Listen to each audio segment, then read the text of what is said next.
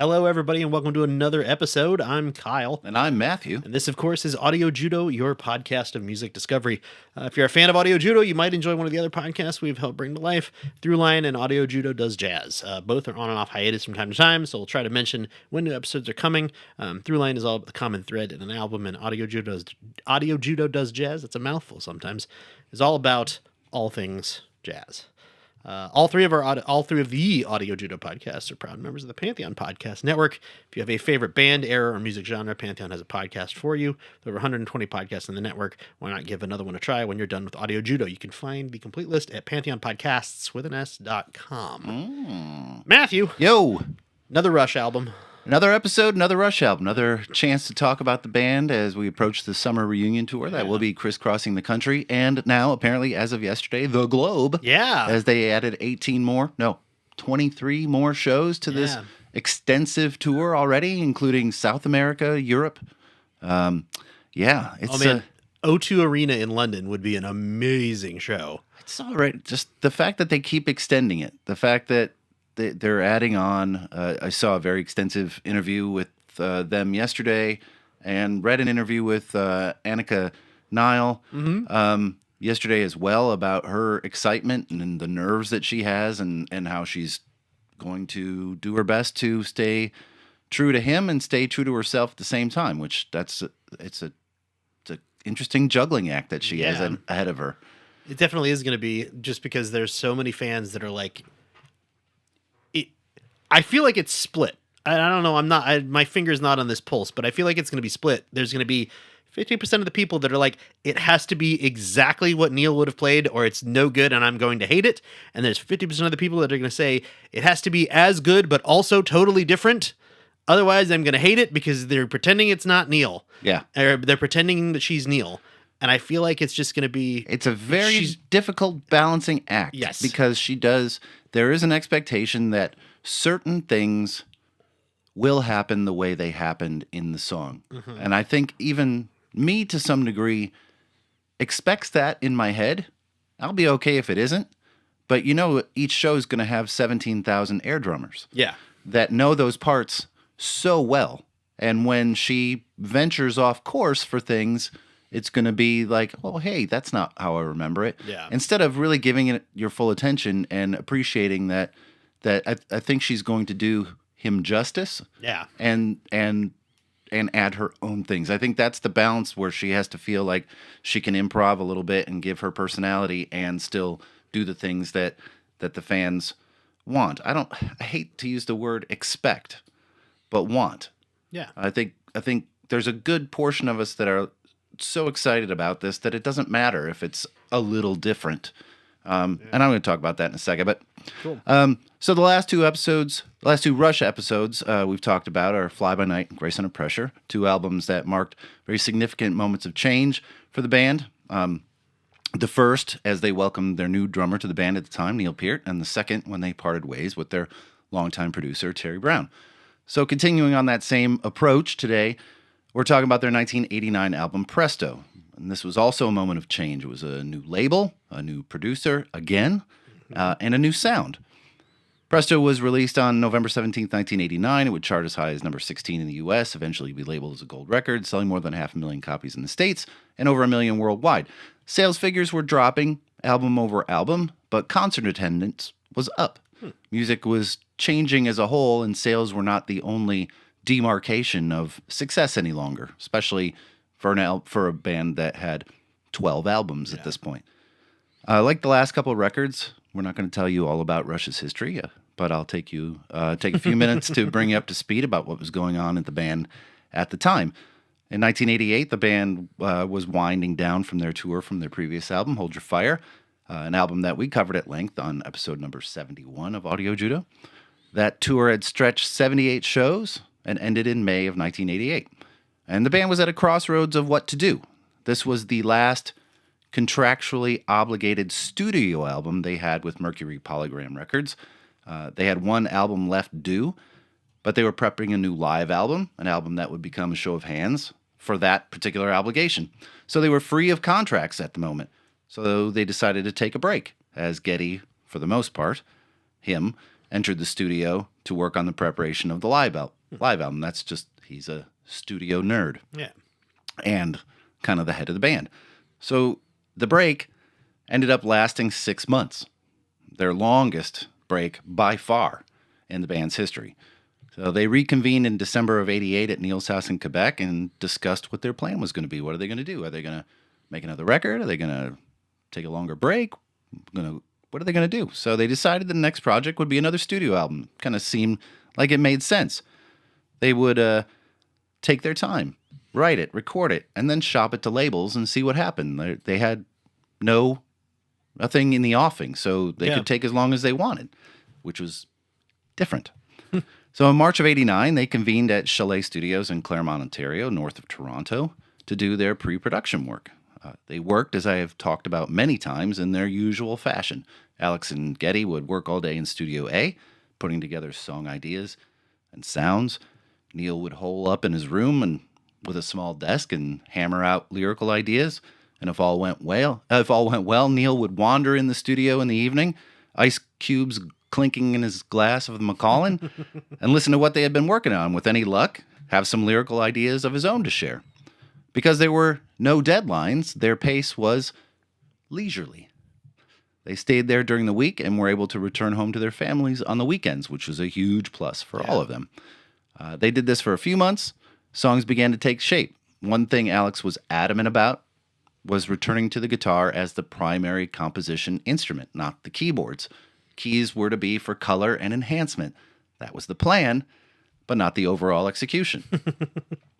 So before they had entered the writing stage, they had bounced the idea of producing the album themselves. Surely, by this point, they had the knowledge and expertise, but they still felt they could benefit from an outside ear. They asked Mr. Big, Peter Collins, that's his nickname, Mr. Big, producer of the last two records, and he reluctantly passed to work with them again, wanting to work on new projects. And he would eventually come back in 1993 for Counterparts and for Test for Echo. They discussed names, and one name that stuck out of the people they really wanted to work with was Rupert Hine. So do you have Rupert's history? Or? Not really. Okay, I do. I mean, I figured you would. Yeah, I do. I certainly do. So before collaborating with Rush on Presto in 1989, Rupert Hine had established himself as a very versatile English musician and a powerhouse producer of the 1980s. He started his career in the early 60s as part of a folk duo called Rupert and David, and they very famously recorded a cover of The Sound of Silence that featured a young Jimmy Page on guitar. Oh. In the 70s, he transitioned into being a solo artist and fronted a jazz rock pop quartet called Quantum Jump, while simultaneously beginning his behind-the-glass career producing artists like Camel and Kevin Ayers. His reputation as a go-to producer for the synth-driven era was kind of solidified in the mid-'80s through a very substantial string of commercial success. He was the primary architect of Howard Jones' debut, one of your favorites. No, absolutely. Humans Lib and the follow-up Dream into Action, helping define the sound of British synth pop.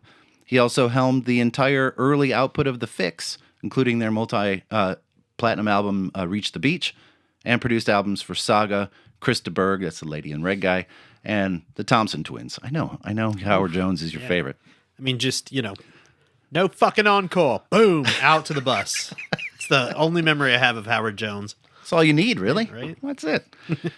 His most high-profile achievement prior to Presto was his work on Tina Turner's 1984 comeback album Private Dancer. Oh. He produced the Grammy-winning hit Better Be Good to Me, co-wrote the song I Might Have Been Queen, contributing to an album that sold 20 million copies, an album that we talked about, and he revitalized Tina Turner's career. It solidified his status as a producer, could balance commercial appeal with sophisticated textured sounds. And he led him to work with Stevie Nicks and her 1989 album, The Other Side of the Mirror, project he had just finished right before he met Rush during their pre-production phase. In addition to his production, he was also still continuing his solo career, released an influential 80s trilogy of albums called Immunity, Waving Not Drowning, and The Wildest Wish to Fly, of which Neil was a really big fan, and one of the main reasons why he pushed for Rupert Hine. In '86, he launched a conceptual project called Think Man, portraying a band of media terrorists to explore electronic pop. And by the time he met Rush at Chalet Studio, he was not only known for his technical savvy and early adoption of MIDI, but also for his very British, polite manner. And it made him the ideal contributor to this album. So the transition from Peter Collins to Rupert Hine was very deliberate. After Mr. Big had said he wasn't going to come back, they wanted to shake up the band's chemistry and the sound. They felt like they had reached this level of perfectionism the last two albums that was becoming more clinical than emotional. And I think it was Alex that said that when they first met him, they were sharing some of the song ideas and playing some of the music for him, and he was laughing. Yes. Like giggling, yes. laughing. And they were like, what the, like, is he laughing at our songs? Do you think these are ridiculous or something? But it was because he was so delighted by what he was hearing. He's like, this is wonderful, this is amazing, I have to work on this. Yeah, that comes up in a little bit here. Oh, there you go. Yeah. So here's the breakdown of why they made the switch. So Geddy noted that the production with Peter Collins had become incredibly labor intensive. The band was spending massive amounts of time layering synthesizers and digital textures. They wanted to strip away that kind of wall of sound, return to more organic guitar-driven trio format. They felt a new producer was the only way to kind of break through with those ideas. Peter Collins was a master of big picture stuff and really huge arrangements. We talked about it during Hold Your Fire. He wanted a brass band. He wanted a symphony. He wanted choir. Rupert Hine was known for really capturing vibe and spontaneity and something very quick. Hine encouraged Geddy Lee to keep vocal tracks that had character, even if they weren't technically perfect, which makes a difference. And he pushed the band to play more intuitively, focusing on groove rather than the grid of 97 tracks to record. Neil said the click was instantaneous. Rush is famous for a band that really values lighthearted, funny environments, and Hine's dry British wit felt like it fit their personality perfectly. And he was also an expert at using silence and space. Unlike the very dense last two albums, Hine wanted to hear the air around Alex's guitar and the drums, and it resulted in very light, kind of different sonic signatures that hadn't really been a Rush sound for a long time. And there's all kinds of other jangly stuff that, like, Alex's guitar kind of sounded glassy and all these different reasons, but you get the basic gist of it. I think I have a page and a half more written about that, and I'm going to pass because it just seems a little too technical. When I was reading it out loud in my head, I'm like, God, that's a lot of information that nobody wants to hear. But okay. So after months or so at the Chalet, they called him in for a listen to the demos that they had sketched out, and this is what he said about that experience. He said, I distinctly remember on the first day hearing Rush play for me.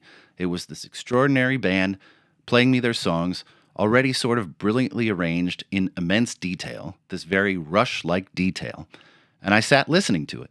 Normally, this would be sketches of songs, maybe a finished song or two, but with little or no detail at that point. But it already felt sort of already done. They said, well, what do you think about that? And I said, well, excellent. Sounds just like Rush. What do you want me to do? And then he laughed. And Neil said that he's laughing at our songs, but he was so kind of confused as well by what their expectation was because it seemed done to him already. Like, all he could do was laugh. Like, what the hell you need me for? It's already done. So what they wanted was someone with, like, high concept ideas that would help with input and be the reassuring adult in the room that would tell them if they seemed to be on the right track or not. So they set aside 10 days for pre-production before entering the studio to record. And they finished that 10 days in a day and a half. This was highly unusual for Rush. They were not a lazy band by any stretch, but when they were in the studio, they were, like I said, leisurely. Yeah. A lot of people and other musicians thought too leisurely. But this wasn't the case this time. There's famously an anecdote from Geddy's book about Mendelssohn Joe from Canada, guy who played at Woodstock and stuff, like hanging in their studio and watching them just burn through studio time, getting stoned and playing pool and not really doing anything. And he was walking out and he turned to Geddy and he said, well, you guys really know how to waste time. And I walked right out. Okay. so there's that. So in June of '89, they moved into Le Studio in Quebec, a studio that they had not been to for a couple albums, but was basically their home away from home. And by August, the album was finished. A lot of the overdubs and some vocal work were done at Maclear Place, Toronto's longest operating studio. That studio, as well as Le Studio, are now both torn down. And part of Rupert's contract stated that part of the recording and the mixing be done in London. But because the album was finished 4 weeks ahead of schedule, mixing was all that was necessary. And the album was mixed by Heinz' longtime engineer Stephen Taylor, and by October, the whole thing was ready for release. I was curious about that because I could see that it was mixed at Metropolis Studios in London. Yeah. But I was like, where did they record in London? But that makes sense. They did. They finished it so early, they're just like, fuck it, we don't need it. Right. So before we get to the album artwork, what do you know about this? Have you heard any of this? I have not. None of it. So going to listen to this for the first time a few weeks ago, I was like, I don't recognize any song on here. And I don't recognize, like, these are not Rush songs that I'm familiar with at all. So it was totally new to me. Yeah. Which was kind of refreshing, to be honest, because it wasn't like there was like some hit here anchoring me to be like, oh, that's the song that I want to focus on. That's the one that I'm going to pick as like that's the one that's going to have all the information. And then the rest I'm just going to have to fill in, which is kind of interesting. So what you know of Rush then, through me or whatever, what did you think outside first perspective of this record? So listening to it the very first time through, it was kind of like I hadn't yet looked at when this album came out. And so I was like, okay, the sound feels later to me. It feels, because of the way that it's very clear, and that could be, it's been remastered like 4 times. Yeah, of course. And I'm sure the version that I'm listening to on iTunes is one of the remastered ones. But yes, it sounds very much very clean and very like that 90s kind of sound that a lot of like rock bands had. But at the same time, there's not a lot of synth here. It's there. No, it's there, but it's not for front and center. Right. It's kind of background through most of this. And because of that, I was like, but that sounds a lot more like their older stuff. So it was without synth. Yeah. Yeah. And I was kind of confused. Like, okay, where does this fit in the timeline without looking it up? But I listened to it from beginning to end, and kind of guessed. I'm like, this has to be like mid 80s, right? It has to be mid 80s. And maybe it was like a step away from the synths or whatever. And then going back to look at it, it's like, okay, it's 89 and it is a step away from the synth a little bit. Yes. I do also think that they focused really heavily on the vocals here. Huge. Yeah. Geddy's vocals are like very front and center in a lot of these songs. Huge. Very, very, there was so much work done. He did a lot of work because Rupert came to him with all these ideas about how he pronounced certain words. Oh. He would say, like, every time you sing this word, it sounds like you're saying this, and Geddy would take that note and go back and work on it. And he also was working on singing in a lower register to make his high notes that much more dramatic. Okay. And that makes sense. It was a very conscious effort and controlled effort to make the vocals sound different. Interesting. Yeah. And I'm also curious too, like at some point you can't always sing the way that he sang in the 70s and early 80s. Oh God, no. It would destroy your voice box. Yes. So my assumption has always been at some point he realized that and started to step it back a little bit and had to say like, hey, if I ever want to perform those songs at that level again, the rest of what we're working on needs to step it down a little bit and taper it back a little bit. Not because I don't want it to, not because I want it to, but because I have to protect myself and I have to protect my voice.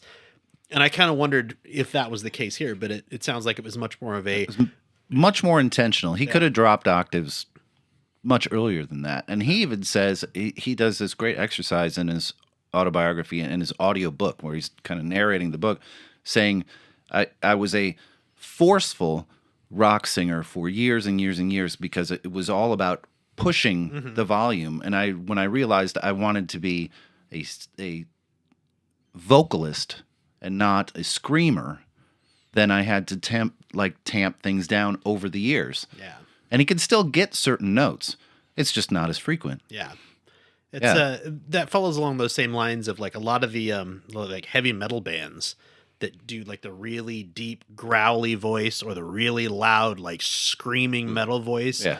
They have all gone through that same thing where they're like, I have to figure out how to do this without destroying my vocal cords. It's youthful energy when you first have it out. Yeah. And I mean, the other thing is too, if you need to do it once or 10 times in a studio, you can probably pull that off and then have some warm tea the next day and rest your voice and you're fine. But if you're out on tour and you have to do that every night for a month or longer, now you've run into a big problem. And he goes through his whole routine on tour. He's like, I don't talk between shows. He doesn't like speak out loud because he's just protecting it so much. I'm like, that's a lot. Yeah. That's a lot. That's a lot to maintain. So album artwork. Yeah. Bunnies.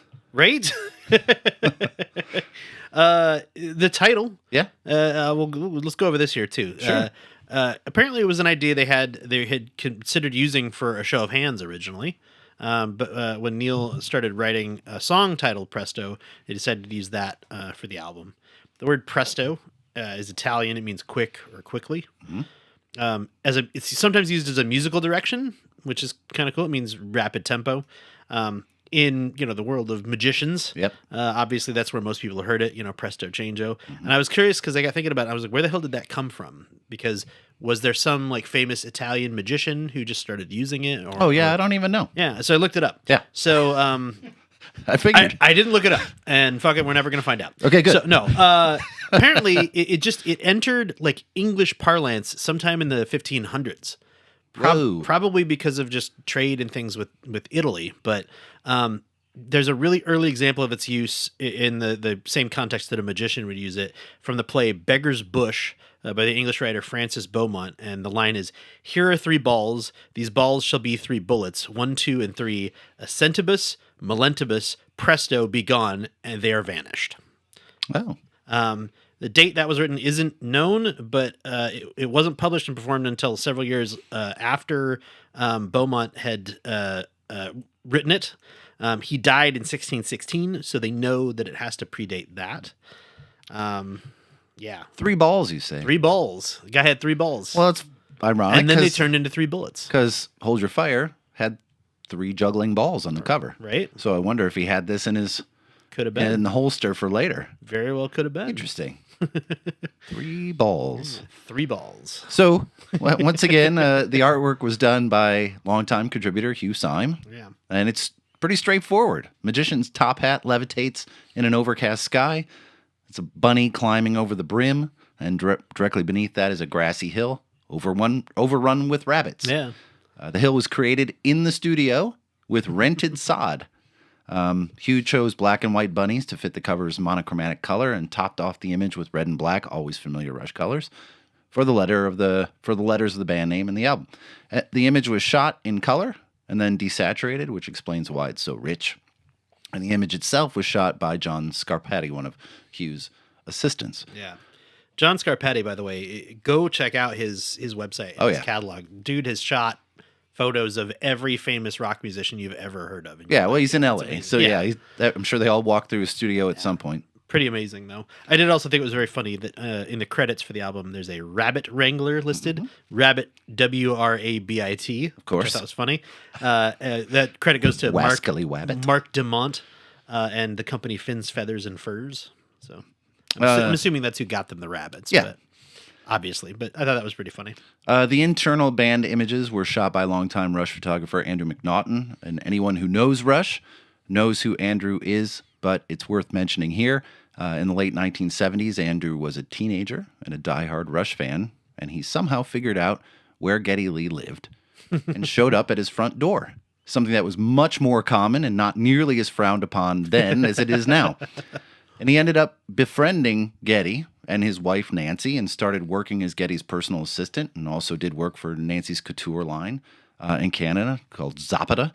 And over time, he became a very good photographer, and the band hired him to take their sleeve photos. This album, Presto, was his first gig. Over the next 20-plus years, he would be involved in every single Rush project, personal and professional, became an integral member of the Rush family. And he passed away at the age of 47 right after shooting the sleeve photos for Clockwork Angels. Oh, man. Another loss for the band. All these tight relationships. So now we get to the why. Why this album, besides the obvious moment of change for the band? So let's talk about it. So I found this quote the other day on Facebook, and typically when I find a pretty good quote, I paraphrase it a little, kind of massage it. Don't necessarily give that person full credit, but this one was different. This is from a Facebook group called Rush Fans, and the quote is from a gentleman named Joseph Palermo, and he said, "Here's the part people on the outside don't understand. For a lot of us, Rush isn't simply a band you like. Rush is a timeline, a map." A set of coordinates you keep folding and unfolding through the decades until the creases feel like home. And man, that is so right. It's so accurate. I wish I had said it. It's like one of the timelines in a textbook that said first man was here, and pyramids were here, and Julius Caesar was here. But instead of years, there are Rush albums, and it's our life. Grace Under Pressure was here, and this was my first job. Counterparts was here, and it was while Heather and I were planning our wedding. Vapor Trails was here, and I started a new career. So this time, 1989, this was a very strange time for me. The previous two albums had a build-up for me. I had been listening to rock radio for months before the albums Power Windows and Hold Your Fire were released, and I had heard the singles, knew the release date, and I had been readying myself for it. But around 1988, post Hold Your Fire, I was in the full-on grips of music, and I was all over the place. I listened to rock here and there, but not for any significant chunk of time. I was almost fully engaged in alternative and new wave at this point. So the weekend of November 17th, 1989, which is the day the album was released, my friend Dan and I drove to Macomb Mall in Warren, Michigan, headed to the Harmony House there to peruse the CD bins for anything cool we could find. And as we walked past the glass display case at the front of the store, my jaw hit the floor. Rabbits. And this new album by Rush. I was floored, confused. I had heard absolutely nothing about this. No singles, no announcements, nothing. I was that far removed from the band that I adored. So I bought it, and I took it home. And I say it was a strange time for me because I was really lost. And we're going to talk about this during the track by track, but I was a mess. I was feeling disconnected from my family because my brother and sister were in their mid-20s and weren't around ever, and I needed that connection. So much so that I had asked my parents to ask them if we could do a family dinner one Sunday a month, which everyone agreed to. Mike had long lost interest in Rush. Our musical paths were diverging, but when he came over that Sunday, I asked him if he'd heard the new Rush album yet, and he said, I didn't know it existed. So we sat on my bedroom floor and listened to it front to back, amazed at the direction the band had taken in finding this old sense of community between each other that I so desperately needed and craved right then. For me, Rush binds those relationships together. It's not just a timeline and a benchmark, but it's family. People have asked me why I am so on board with the band continuing to work with Neil, or without Neil, when the band seemed so adamant against it after his death. And I say, it's because it's family. Getty compared the grieving process for Neil and his band, much like Shiva. Shiva is the week-long mourning period in Judaism for first-degree relatives. The ritual is referred to as sitting Shiva in English. The period's supposed to last for 7 days following the burial. Following the initial period of despair, immediately after the death, Shiva embraces a time when individuals discuss their loss and accept the comfort of others. During the period of Shiva, mourners remain at home. Friends and family visit those in mourning in order to give their condolences and provide comfort. The process, dating back to biblical times, formalizes the natural way an individual confronts and overcomes grief. Shiva allows for the individual to express their sorrow, discuss the loss of a loved one, and slowly re-enter society. Getty grieved for his friend and for Rush, and after that very intense period, he realized there was still more to say and more to do, and Neil would have understood and would have wanted that. I think we, as Rush fans, also sat Shiva. We spent the last decade lamenting the end of our band. We grieved it. We spent the last 5 years doing the same for Neil. We have hurt for his family, for his bandmates, and for each other, And on the other hand, now we have one more chance, gratefully, to celebrate the music that marks time for us. One more time to air drum, maybe a little differently now, to sing along, to react to the stage light changes we know are coming. And Shiva is over, and we can re-enter at this point of the timeline for Rush, and we could do it all over again. Neil had themes for many of his records, and in his writings he said that Presto was about response. I choose to respond by going to as many shows as I can and celebrating every last fucking second of this band that has meant so much to me for so long. And that's why we're talking about Presto. You want to take a break? Yeah, that's Okay. beautiful, man. We'll take a break and we'll be right back. See you in a second.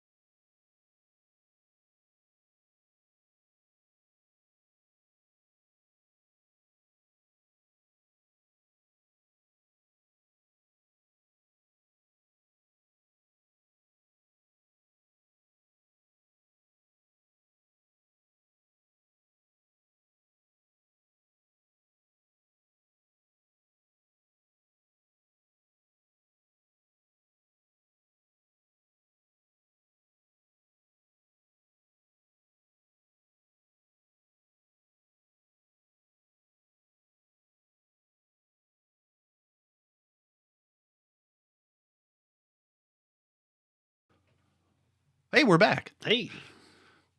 Show don't tell. So Yes. the place I have always heard this phrase used the most Mhm. was talking about that long transition from audio mediums like radio to visual mediums like film and television. The idea being that in film and television, you want to show people what's happening and have dialogue that promotes that, not tell them what's happening. Like, I'm going to go into the room and talk to Susan, and then open the door and start talking to Susan, you know. People can see what the hell's going on. I don't know if you know who I'm sure you know who Roger Corman is, right? Yeah. The director. Yeah, the director from the 50s, 60s, and 70s. If you go back and watch a lot of his horrible films from the 50s and 60s, he never got it. Like, he intentionally didn't get that because he's like, we need to fill as much of this space as we possibly can because I have an idea that will last 9 minutes and I need to make it 90 minutes. But so many of his movies are scenes of people where they are telling you what they're doing. But also, then they go back and they show you what they're doing. So they're like, should we go have a cup of coffee? Yes, let's go have a cup of coffee. And then it shows them walking into the kitchen, and it shows them making the cup of coffee, and then it shows them drinking the cup of coffee. And then they say, wow, we just had a cup of coffee. That was great, wasn't it? And like, yes, it was. So he doesn't let the viewer fill in any gaps. You don't have any question of what's happening in those parts of the story. The rest, the actual story, you have no fucking clue what's going on. But this has become like a rallying cry for my friend Sam and I, who we will often watch like a really bad movie or whatever, where they're absolutely like, we need to go do this and this and this. And then you see them go doing it, you know, and it's like, show don't tell. Why are they not like, it's a visual medium. Show me what they're going to do. Don't turn to the camera and say, I think we need to go do this, gang. Like, it's like Randy watching MST3K. It's exactly like that. It is so they make so much fun of of these types of movies in Mr. Science Theater 3000 because it's so prevalent in the 50s and 60s, especially because people really were getting over the idea of, oh, this is how you write for an audio medium versus this is how you write for a medium where people can see what you're talking about. Must show. But I'm curious to know, because I couldn't find any direct reference. Do you think that's what they had in mind when they named this song? No, I'm going to tell you. Oh, perfect. Good. I'm so glad. Yes, this was the first single release from the album, would eventually climb to #1 on the U.S. mainstream rock chart. Mm-hmm. A live favorite as well for a long time. And the first time I heard it, I remember thinking, wow, Rush kind of got funky. Yeah. The whole song is built over this angular rhythm, kind of syncopated weirdness. Prog in pop rock clothes. Neil viewed Show Don't Tell as a mission statement for this record. It's a song about integrity and skepticism. He explained that the song was born from a lesson he learned early in his career. Don't believe what people promise. Wait to see what they actually do. He called this a lesson learned so early you remain disillusioned forever. But he meant it in a positive, grounding way. He said, Show Don't Tell was about demanding evidence and action over empty rhetoric. And the lyrics, you can twist perceptions, reality won't budge, you can raise objections, I will be the judge and the jury. Yeah. Very much a callback, to a lot of his philosophy from Ayn Rand. Lightly. Yes. Not as strongly, but a lot of the libertarian philosophies that 100%. She proposed absolutely fit with this. Yes. And it sounds like this.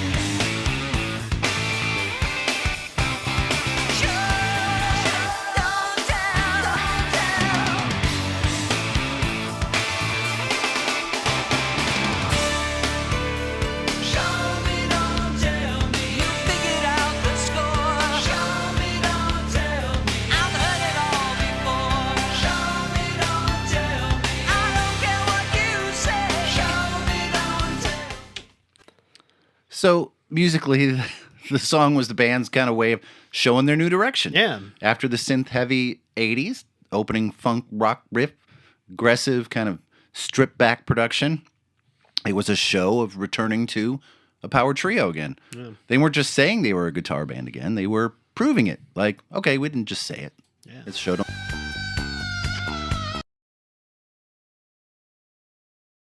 Really great guitar riffs in here. And it's interesting that, like, if you just sit down and listen to this, it feels simplistic is not the right word, but it feels like it's a regular-ish song structure.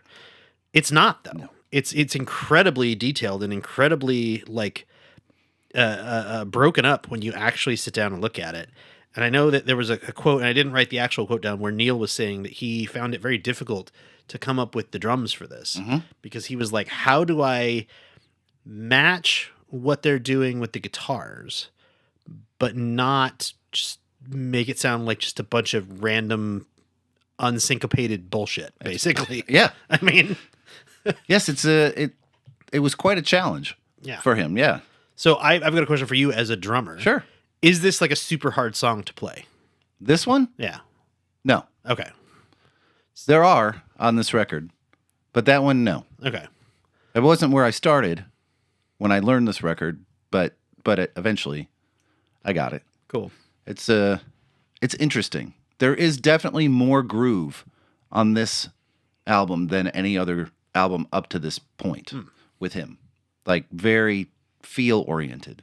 Okay. And less technical. So it's interesting. It was a very strong musical statement. It was an unexpected one, but the unexpected is exactly what I had come to expect from a new Rush album. That was always the point. It still sounded like them, but it sounded nothing like I was used to.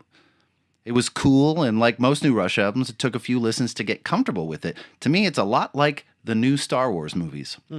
They could never, ever, ever live up to the hype that we put on them. And at first glance, we might be like, I don't know that I like it.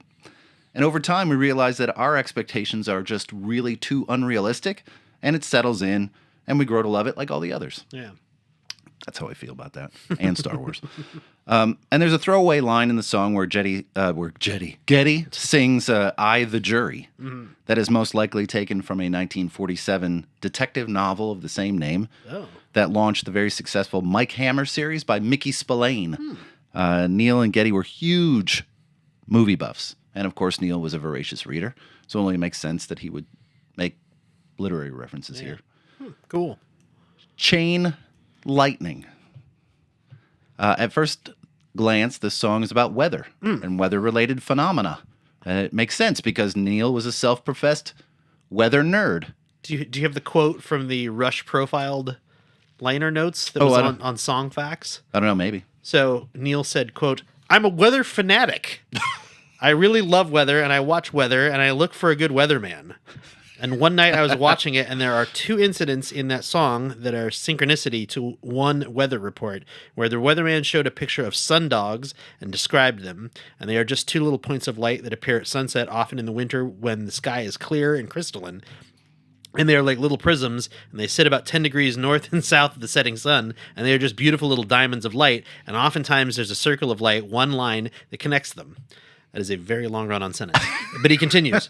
So they are a really beautiful natural phenomenon, and I just love the name, too. Sundogs just has a great sound to it. And in the same weather forecast, the weatherman announced a meteor shower that night, and so my daughter and I went out on the lake in the middle of the night and watched this meteor shower. So the whole idea of the song was a response to how people respond to things. Mm-hmm. And I have the rest of that. Oh, cool. And it's a thing I found in traveling around in the world, too.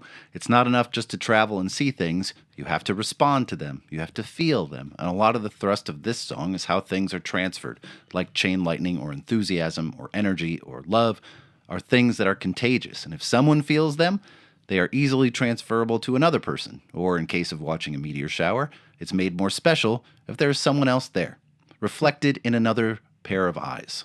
That's lyrics from the song. It's a wonderful thing to hear. It is. And it makes things more fun. If I watch a movie by myself and I'm laughing out loud, first of all, that must be an incredible movie. And I also feel really awkward. Yeah.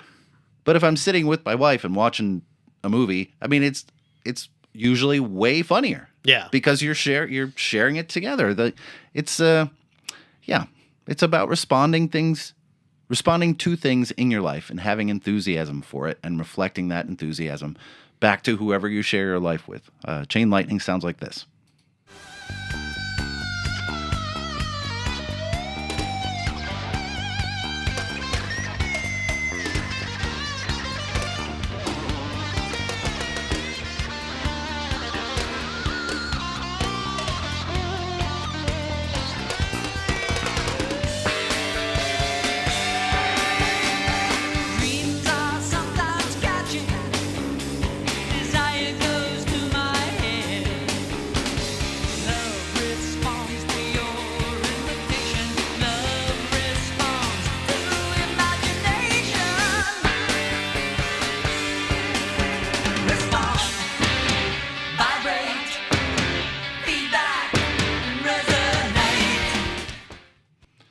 So this is the first real instance, I think, as a listener, I sensed a very fundamental shift back to older Rush times.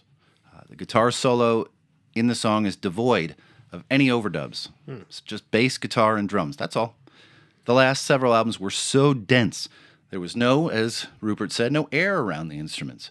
But here the song is kind of allowed to breathe in these places. And what's weird is that, because of that, it's almost a little unsettling in those empty places. It's very hard to explain. Emptiness, lack of music, made me uncomfortable. The term chain lightning, which I'm sure you had, it's a phenomenon. It's a variety of lightning that moves rapidly through the atmosphere, tracing a familiar angular course. It is thus very brief and very bright, existing for only a moment before fading, like a life well lived.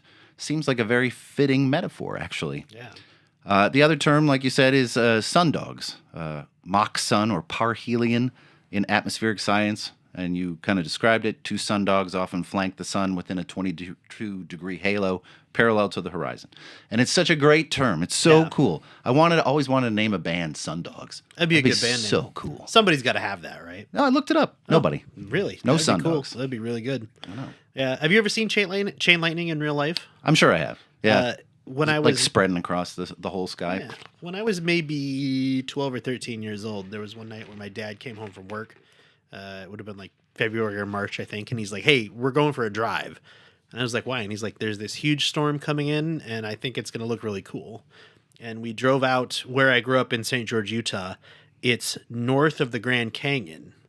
And so there's this area called the Arizona Strip, which is, you can't really access it from Arizona because of the Grand Canyon. There's no bridge or anything over the Grand Canyon.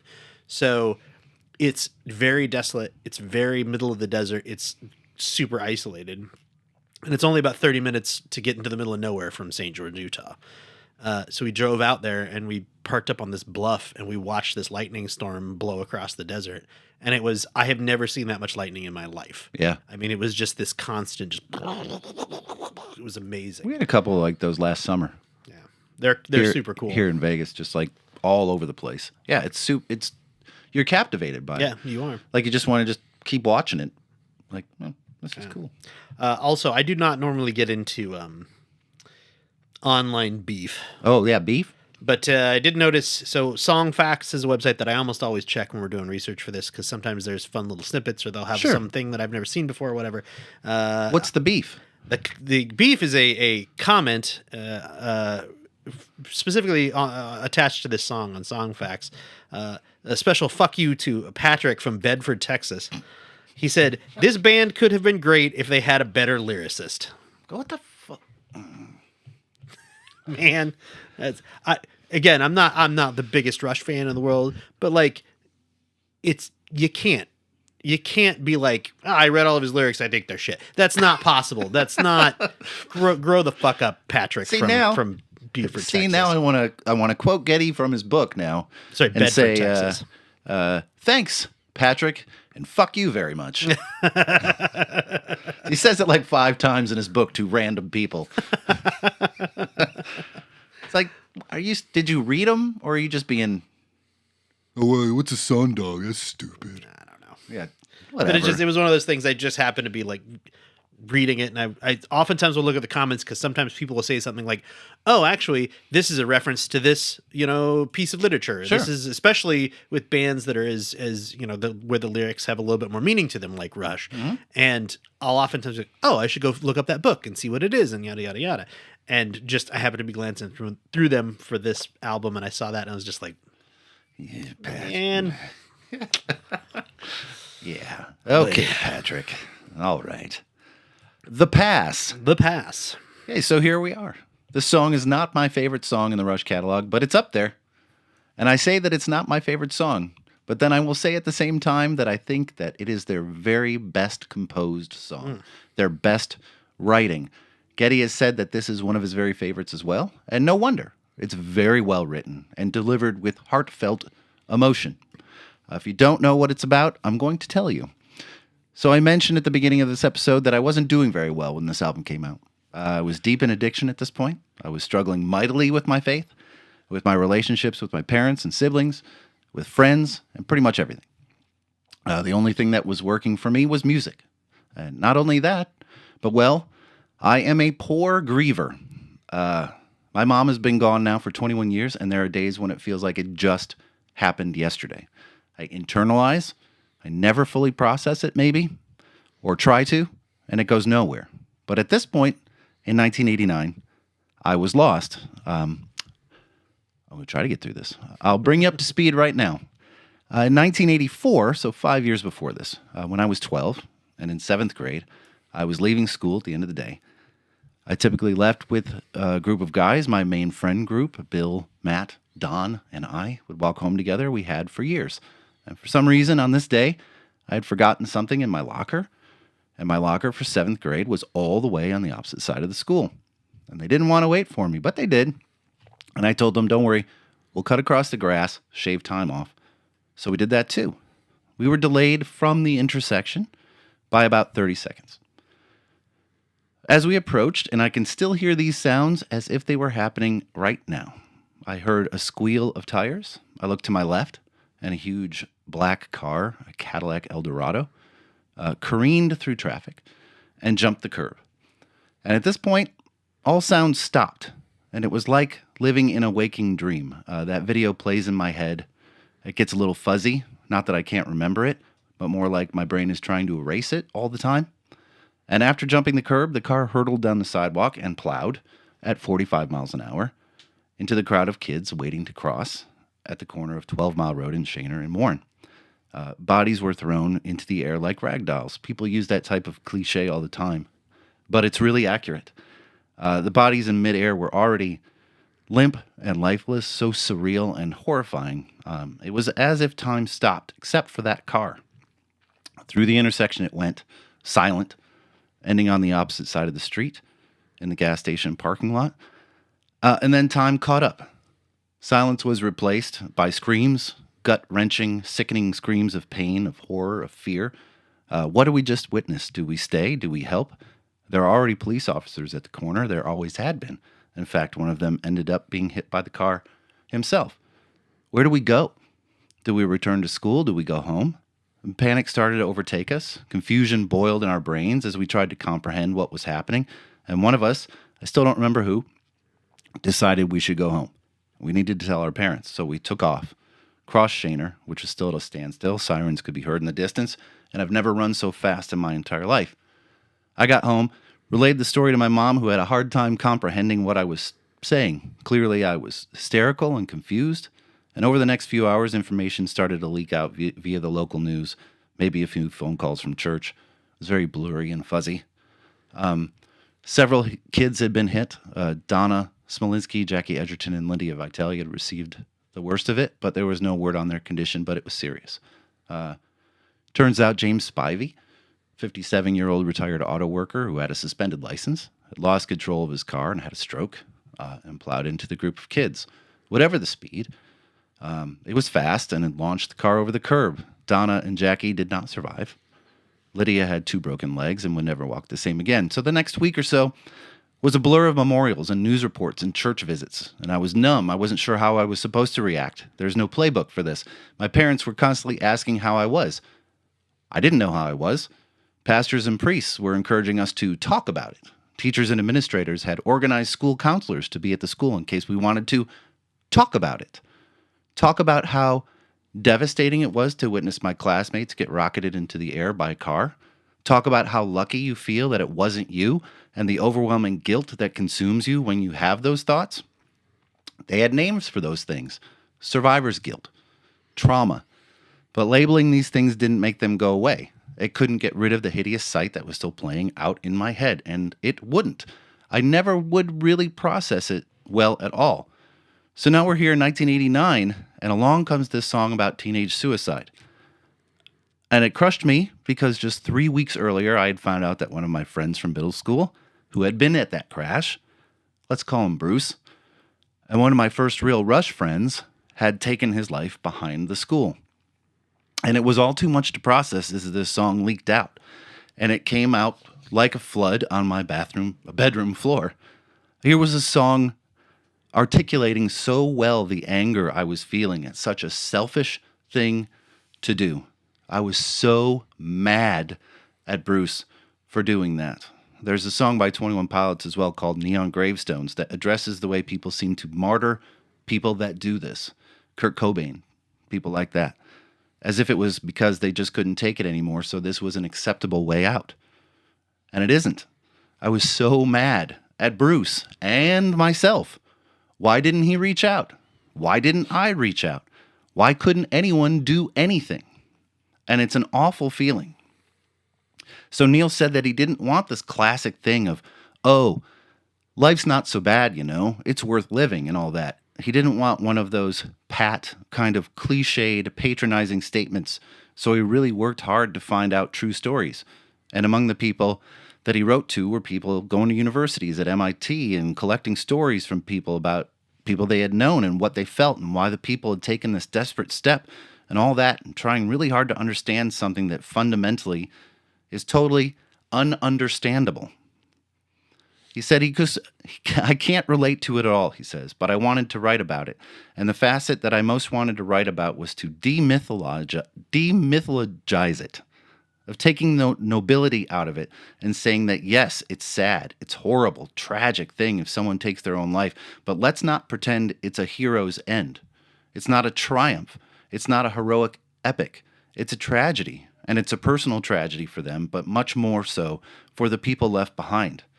And he really started to get offended by the samurai kind of values that were attached to it. Like, here's a warrior that felt it was better to die with honor, and all that kind of offended me. And it offends me too. And I can understand someone making the choice. It's their choice to make, but I can't relate to it. I could never imagine it. But still, I thought it was a very important thing to get down on paper. And the past sounds like this.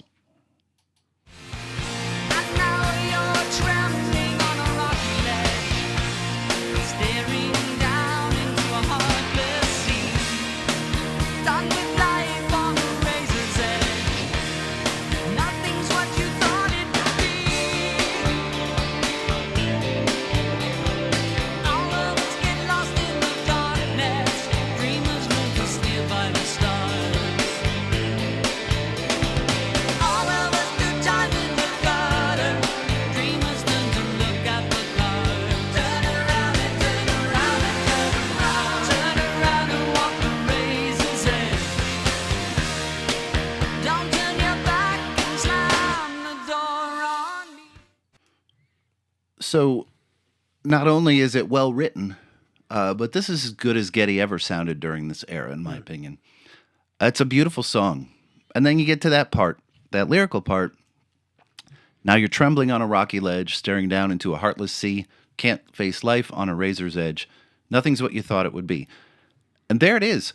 That's everything all of us feel during the high school years, right? Yeah. Nothing is like you expected it to be. And adults expect you to just one day be grown up. Oh, you're this age, so you should be doing this now. And it just doesn't work like that. It's an incredibly personal song, one that I love to listen to still makes me emotional to this day. Yeah, that's all I got about the pass. Was that enough? That was great. It was it's definitely, it's a beautiful song, and I'm honestly surprised hearing this on here that this doesn't have a bigger presence. I mean, it went to number 15 on the US Hot Mainstream Rock charts when it came out, and that's it. Yep. Like, I had never heard this song before. I didn't know the history of it. I didn't know, but I also don't understand why it's not a more popular song and why it's not out there more. Don't know. Mystery. But it's always good live. Yeah. War Paint. Now, Now, these two songs together were a serious 1-2 punch for me. The combination of these two songs in a row is the quintessential teenage experience. Yeah. The past maybe takes it to the end, but we've all contemplated being in that position, ending things because they are too hard. But this song is kind of what gets us there in the first place. This song is all about the fraud all of us went through to fit in. The members-only jackets, the Z Cavaricis, the Jordache jeans, the poofed-up hair, all the things we felt were necessary to stand out were really just avenues for blending in. Yeah. And this is Neil's cry for just not worrying about all of that shit. Paint the mirror black, because what really matters is what kind of person you are on the inside, not all that shit on the outside. Sounds like this.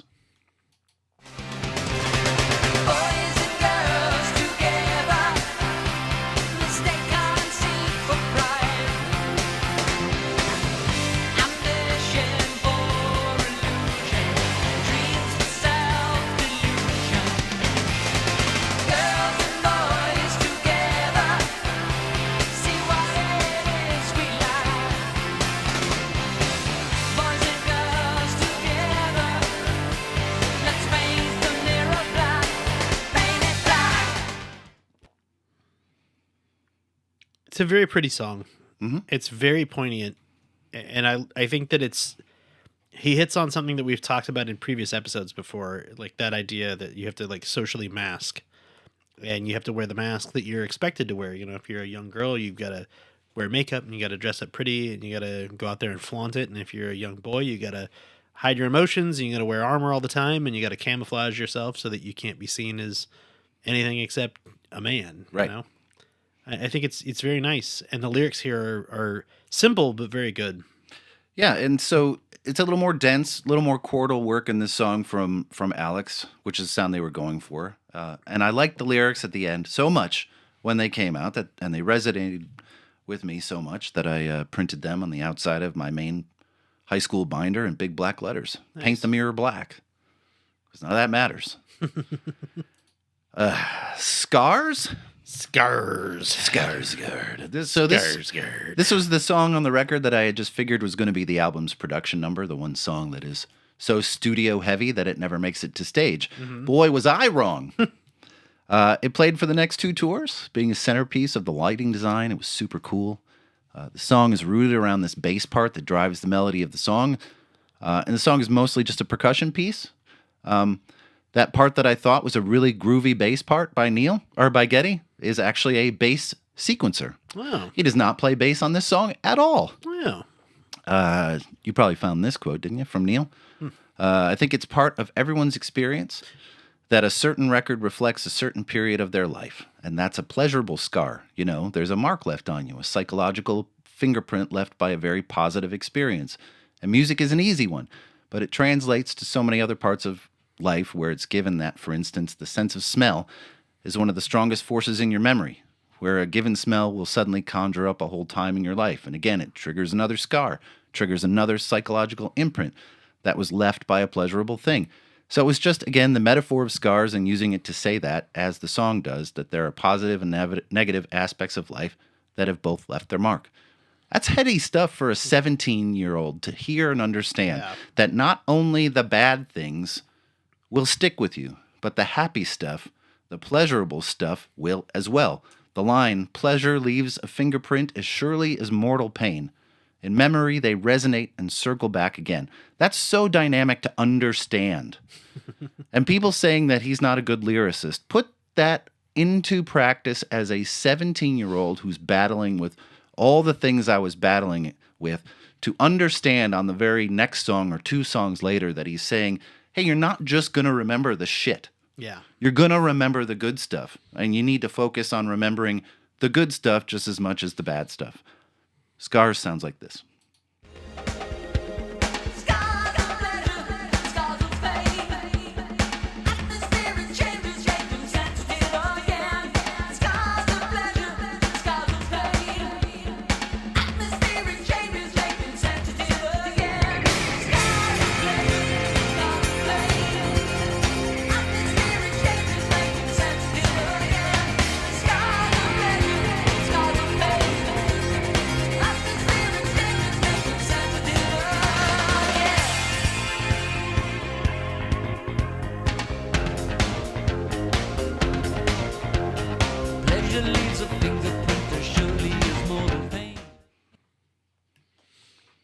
This was honestly kind of a surprise of a song to me. Yeah. I didn't expect something like this. It has a very, like, early 80s, almost like Genesis sound to it. And it's a little more poppy than I expected it to be, but it's still a really good song. And I love that idea that, you know, he's talking about scars, how they can, like you said, they aren't necessarily just a negative thing. Right. Like most people look at, you know, physical scars on your body and you think like, oh, that was when I stepped on that nail, or that was when I, you know, fell down and cut my chin open or whatever. But you don't generally think about like, oh, everything's leaving a scar, a mental scar. And it doesn't have to be a negative thing. It can be, you know, hey, I remember that time that, you know, I had a wonderful day, you know, out with friends or whatever. Like those leave scars too. Yeah. It's kind of beautiful. The word scar has such a negative connotation, and it doesn't have to. Yeah. And I played that part of the song very specifically because, one, it highlights just the overwhelming genius that Neil was. That's him all at once on his electronic kit. Very active, very tribal, very him. And then to catch these very explosive chord features that Alex is doing. He plays no specific melody in this song at all. Couple of parts he follows the bass sequencer, but the rest of the song is kind of atmospherics and color. One of the many things that he does very well. The song was inspired by a trip Neil took through West Africa. He was fascinated by the tribal drumming and the physicality of the rhythms, and he highlighted this experience in his first full travel monologue called The Masked Rider, which told his travels through Cameroon on his bicycle, pre-motorcycle days, through the late 80s. So, Presto, title track of the album. I love that this opens with, if I could wave my magic wand, and then there's that funny little twinkling sound effect, like you would hear In a magic like trick? some kid like waves a magic wand in like a TV show or something. That's so funny to me. Like It's just that's their tongue-in-cheek humor. First time I listened to this with my brother, we were a little overwhelmed by it, and I remember his smile because of the opening of the song and how it features the acoustic guitar. That instrument, while present in some form on the last several albums, wasn't audible, and it for sure wasn't a main compositional element. And here it was kind of shining out brilliantly at the beginning of the song and throughout. It's such a great song. And I remember taking the CD over to a band practice with the guys, and they liked to mock my love of Rush, if only because they knew it frustrated me. And while I knew they didn't mean it, I still got my back up and defended it. There were endless jokes about the opening line of the song, if I could wave my magic wand, the way that 17-year-old boys do. But there's so many. I mean, I didn't even think about taking it that way. So many wand jokes. Yeah. But something resonated with them because the middle eight in the song, as they began to refer to all middle eights as the Rush part. Rush had always found sections of songs, the bridges, sometimes not, to slow the song down or just change it entirely. And it became very notable for the guys when it happened. And then every bridge in every song we ever played was the Rush part. And that endeared me a little. And this one is no different. Not only is the solo, while short, one of my very favorites from Alex, the modulation after the solo is so well done. I still get goosebumps from this, and it sounds like this. My temperature's rising. I radiate more heat than light.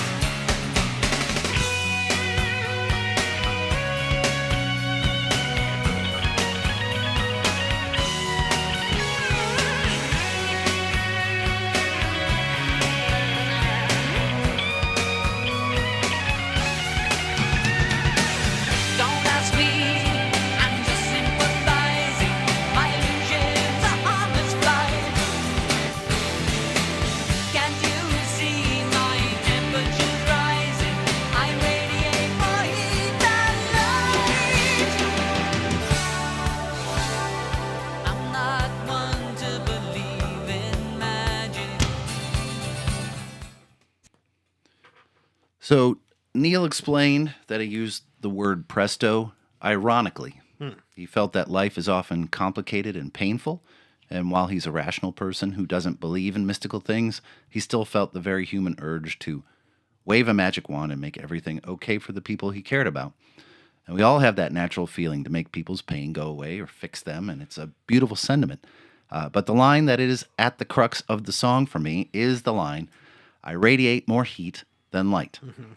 So that's a twist on a line from Shakespeare in Hamlet, Act 1, Scene 3. Polonius warns Ophelia that Hamlet's romantic vows are blazes that give more light than heat.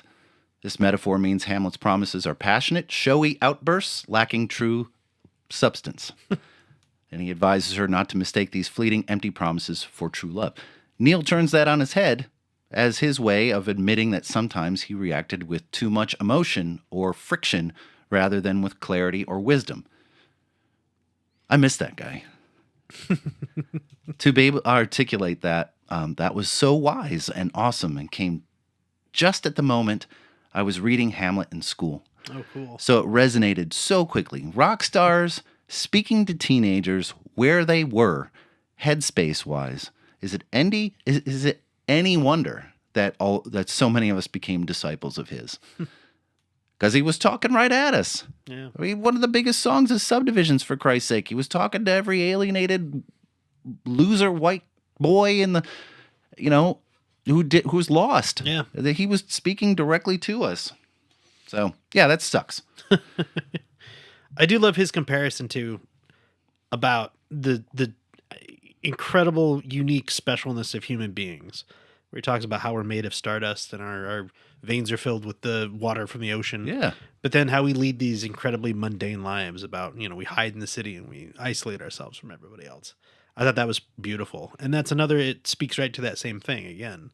Like, we're all these unique, incredible creatures, but when you're a teenager, you don't feel like that. No. You feel like you're, the same as everybody else, and you feel like you're And if you're not the same as everybody else, You're you feel punished. weird. yeah, you're weird and you're punished. Right. for it. You feel like an outcast. Yeah.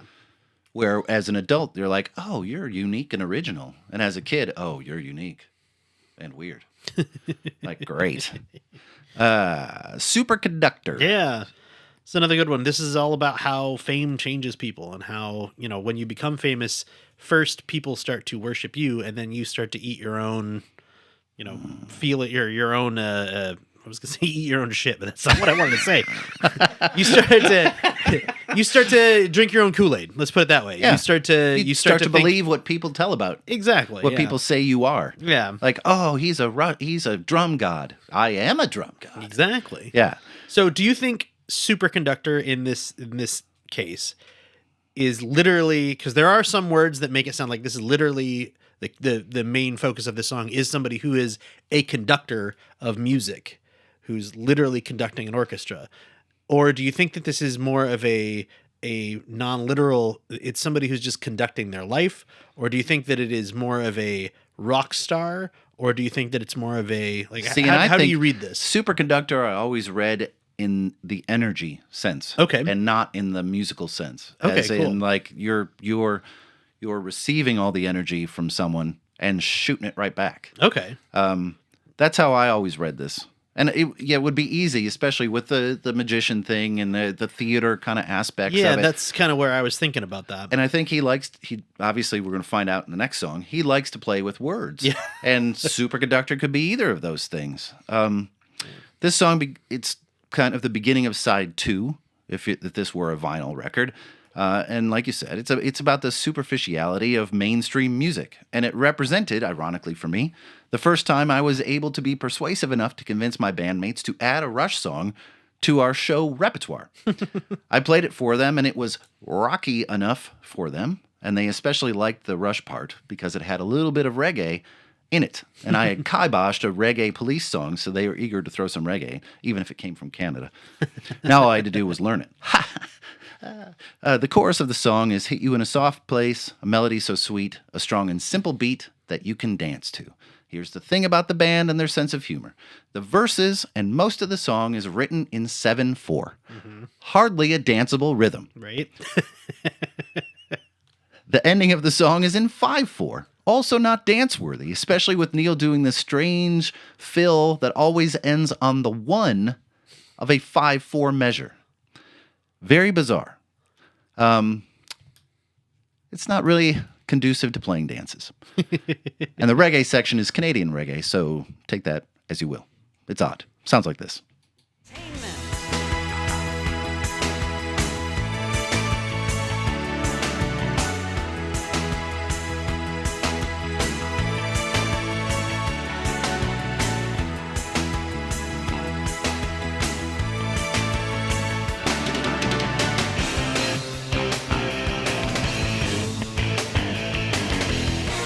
Hit you in a soft place, melody so sweet, a strong and simple that you can dance to.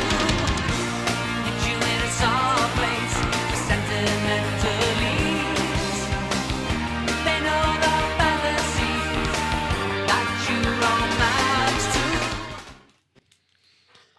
I did think it was interesting, too, that the term superconductor from a physics standpoint means that it's something that conducts electricity perfectly with zero resistance to it. And as a result of that, it also expels a huge magnetic field, which is a thing called the Meissner effect. Ooh. And in order to get there, as far as we know so far, there's no such thing as a room temperature superconductor. Uh-huh. So in order to get something to be a superconductor, you have to supercool it down to hundreds of degrees below zero in some cases. Cool. To me, that also speaks to exactly what he's talking about here. Because you have to isolate it, you have to cool it down, you have to give it all these special conditions, and then what does it start to do? It doesn't give you any resistance back, and it also starts to expel a magnetic field that's going to pull all the fans in. See? It's a smart guy. He's a smart guy. I always thought it was a really cool Rush song, too. It's very un-Rush-like in spots. Yeah. Like they were playing a little against type. It worked. And I got to use my cowbell in the show, which is always a Ooh. plus for me. Ding, ding, ding, ding, ding, ding, ding, ding. It was a red cowbell. So very Ooh, cool. very nice. Next, Anagram for Mongo. For Mungo. The name of the song really just was Anagram, but they continually said it out loud, and the next line just naturally fell out of their mouths.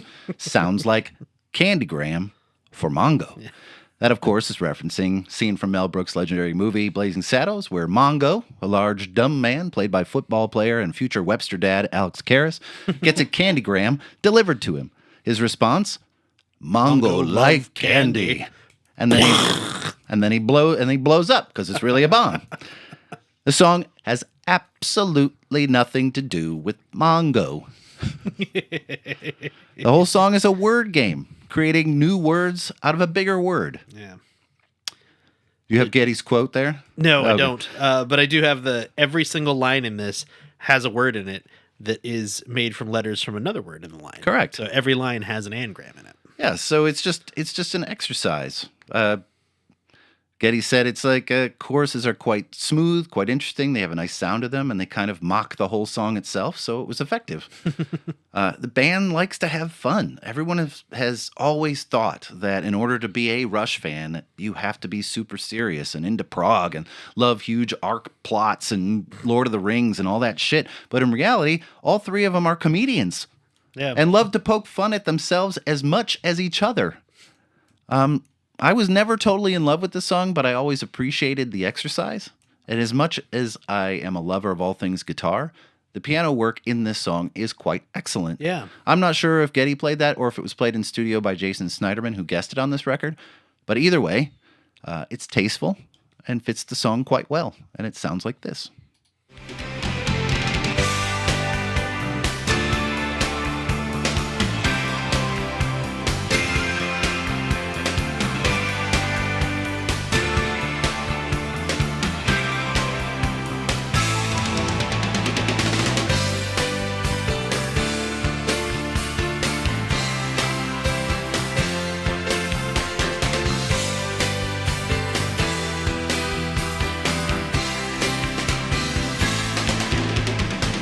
Miracles will have their claimers. More about to roam. I had mixed feelings about this song for a long time, but now that I'm getting older, I think the softer sound suits me. Plus, you love candy, so. I do love candy. No, my wife loves candy. I'm not that big of a candy guy. Red Tide. Yeah. This is a song that Neil said it's about preserving nature. Yeah. He said it's an about, environmental like- statement. Yeah, he talked about how he would go on these bike rides and he would see like, people are leaving trash out and, the waters are getting polluted and the air is getting polluted and we need to do something about it. And he kind of first brought this up in the song Second Nature from Hold Your Fire a couple years before this. And he said that he didn't feel like he was quite as firm as he needed to be. So he brought it up again, a little bit more firm in this case. Yeah, it's much, much firmer. Yeah. But Go ahead. but for some reason it's also about AIDS. Yeah, well, I think he's kind of, it's still an environmental statement. Yeah. Not only does he address the beginning of the AIDS epidemic, talking about lovers pausing to find an open store, Yeah. but he addresses the thinning ozone at the time, the stay out of the sun, it only burns my skin, sky's full of poison and the atmosphere is too thin, and he doesn't hold back with his recriminations either. Like you said, this is not a false alarm, this is not a test. Yeah. That's his screaming. Again, I was 17 at this point. I had lived the bulk of my teenage years in the throes of the Cold War, worries about depleting ozone, the onset of HIV/AIDS, and everything back then was said to terror. It was there to terrify us. Yeah. Everything new that arose was going to destroy us. So the warnings are well founded. And that's him just being like, yeah, it's all falling to shit. Yeah. I mean, it's also, you kind of said it already, but red tide was also the term used to refer to the encroach of communism into the West. Yeah. So, the whole Cold War issue was being discussed here. It's also a slang term for when a person's on their period. So it could be a continuation of that same theme of, teenage angst about changing and becoming an adult. And He's got a lot of stuff going on. yeah.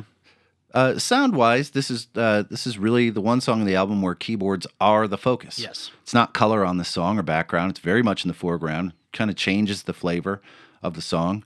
And then there's Alex's solo. This one is fast and torched. Alex said this about the solo. He said, I wanted to get a lot of tension in that solo because the song is quite intense.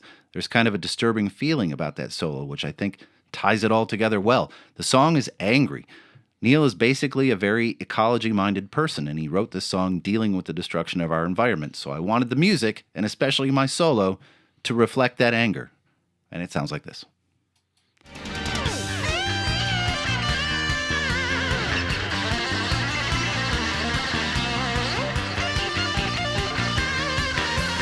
This is not a false alarm. This is not a test. Nowhere we can fly away. Nowhere we can rest. Let us not go gently to the endless winter night. Let us not go gently to the endless winter night.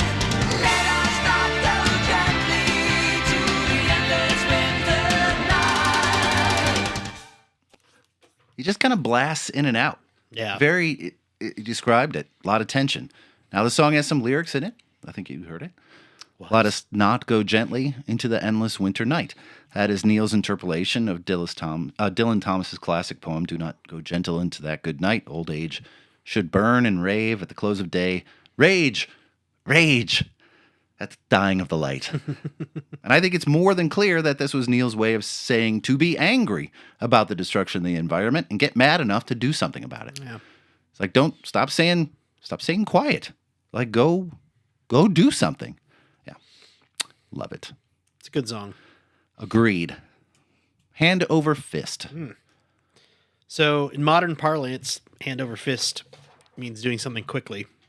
Usually people say, like we're making money hand over fist is a really common Yep. saying. It actually originated as a nautical term to describe hauling in a rope really quickly because you literally go hand over fist to pull the rope in. It was one of those things I'd never thought about before, but I was like, oh yeah, I guess that makes sense. There's an interesting, like the rock, paper, scissors thing in this song. But I'm not quite sure. Like I wrote notes here about it. I'm like, what the fuck was I talking about? But what was he trying to say with this? So my feeling, first of all, this is one of my very favorite songs from the Rush, this era of Rush. I think everything comes together really well. It's about rock, paper, scissors, and he uses relationship imagery for all the ways that you can play it and end up. Even the ties, when you end up with two rocks or hand over hand, and the couple is holding hands now. No winners, just stasis. It's a nice song, and I'm going to explain a little bit more. With absolutely explosive guitar work, the song sounds like this. You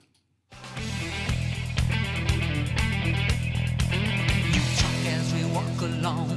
Never imagined I could be so wrong. I'm in your favorite song. You know I've hated that song for so long. How can we ever agree like the rest of the world? We go farther apart. I swear you don't listen to me. Holding my hand to my heart. Holding my fist to my racing heart.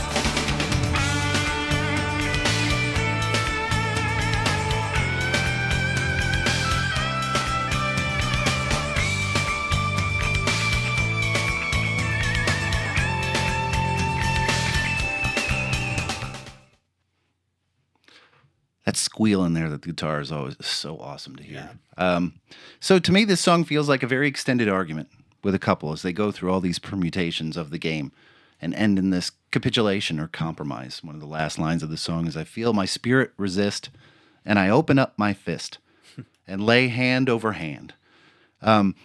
He's so ready to keep fighting. If you follow it through the song, he's pissed and he's not really listening to her. He's already planning to attack when he has a chance. And he's so adamant about what he's saying. And he realizes that, like, what is he winning at the end of the day? And he fights and then gets to the point where, okay, is silly, and opens up his hand. It's kind of a beautiful sentiment. Yeah. I always love the lyrics in this song. I think it was always a really special song to listen to. It's just cool. Do they do this one live, or did they do this one live? I think they may have a couple times. It wasn't a regular song. I could see it coming back because it has some jazzier elements that I know would fit well with Annika's style more. That'd be cool. Yeah, I think that would be interesting. It's a cool song. Yeah. Available Light.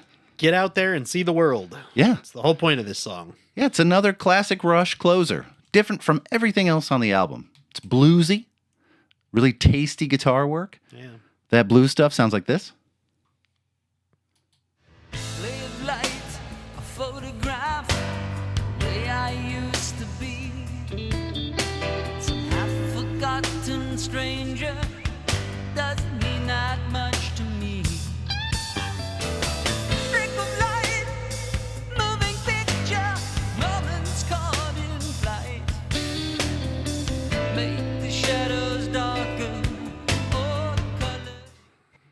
So good. Shows this really emotional side to Alex, very bluesy. But in the same song, 3 minutes later, comes this part, this completely different sound to the way it started. Sounds like this. All fire winds together can bring the world to me. Shadows hide the play of night, too much I want to see. Chase the light around the world. I want to look at life. Any available light. I'll go with you. So because this whole song is about moving, getting out in the world, visiting exotic lands. So the song starts with this almost sad beginning, blues, introspective, kind of solo-y. Yeah. And then the rest of the song is out there, living, a lot more exuberant, very energetic. And it's such a perfect way to end the record. They never left you with a boring finish. I Yeah. can tell you that. This is another one of those songs I don't understand why this isn't out there more. This is such a great song, and I love that it does sound totally different at the beginning than at the end. And the beginning, if you didn't recognize Getty's voice, I don't know that you would immediately identify this as a Rush song. Right? You would just be like, "Whoa, who is this? What rock band is this?" You know, and then all of a sudden, the end is very Rush. Yeah. You can tell it's Rush, but the beginning, it doesn't sound like them. It's very interesting. I liked it a lot, and like I said, I think it's a good ending to the album, like you said. But I also think they might have buried this one at the ending of the album, and it might be why it wasn't more popular. But It's the first time they ever had more than 10 tracks on a record. And it was almost like, 11. There's 11 on here. This is strange. But it fits it fits and it doesn't fit. I think, again, it's just a Rush. Again, I'm going to do that album, Rush closing song. So good. It's such a good album. yeah, I know it lays in a weird spot for a lot of fans, kind of in between Roll the Bones, which was infinitely more popular than this record was, just in a dead spot. But it's still one of my favorites. I still have my shirt nice. from 1990. Oh, there we go. Nice. Seen better days, but bunnies, bunnies Does on it the back. still fit? No. Or else I would have worn it. That's It's rolled down to about here. Just a crop top taut, right and you now. can't put your arms down. You know. yeah, right. Let me stretch it out. Heather said if I put it in the washing machine and got it wet, then I could stretch it out a little. No, it doesn't work. Doesn't work. No. But we want to know what you think about Presto, about any Rush album. Go ahead, let us know. You can get a hold of us at a bunch of places. Facebook.com/AudioJudo, or at Instagram at audio_judo, or you can find us on YouTube at youtube.com/@AudioJudo. Or you can send us an email at info@audiojudo. Did I say that? At info@audiojudo.com. I don't remember if I said that or not. Yeah. I've said a lot of words tonight, so I can't remember. That's okay. But we want to know what you have to say. I know got a few responses via YouTube lately from some of this stuff, so that's good. Yeah. We also have a Patreon. If yeah. you're interested in a little bit more Audio Judo, you can go to patreon.com/Audio Judo and sign up. We have 3 tiers. The $1 or one whatever your local currency is per month Shout It Out Loud tier, which is just all about just helping us keep making the podcast. The $5 front row seats tier, which is will get you access to these little mini episodes we call Judo Chops, as well as access to the Patreon itself, which there's not much more there, but maybe someday there will be. Yeah. And then if you really like the podcast, really want to support us and get a little bit more in return, you can sign up for the Backstage Pass tier, which is $20 a month. But after being at that level for 1 year, you get to record an episode of an album of your choice with us.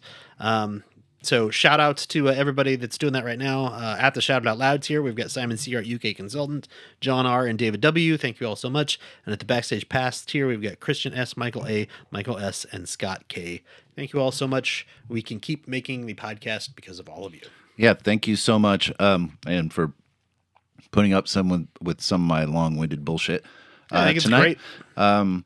I appreciate that. Trust me, I was down to 17 pages from originally 24, and I spent most of the afternoon paring that down. So, Nice job.